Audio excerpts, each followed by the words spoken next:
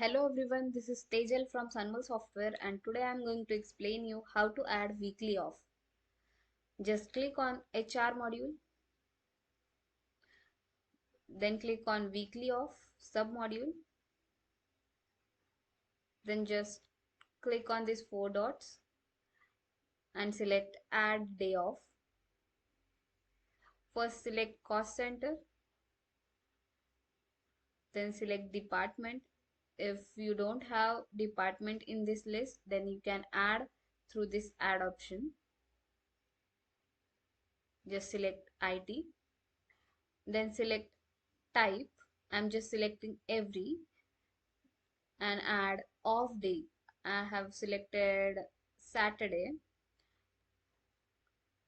On Saturday, every Saturday you will get a weekly off, and effective from date select.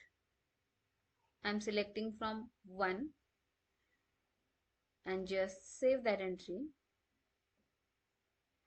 New entry will be created and you can easily view edit and delete that entry through these actions, and you can quickly search this weekly off through this filter given, and you can refresh it to search different data. Thank you so much.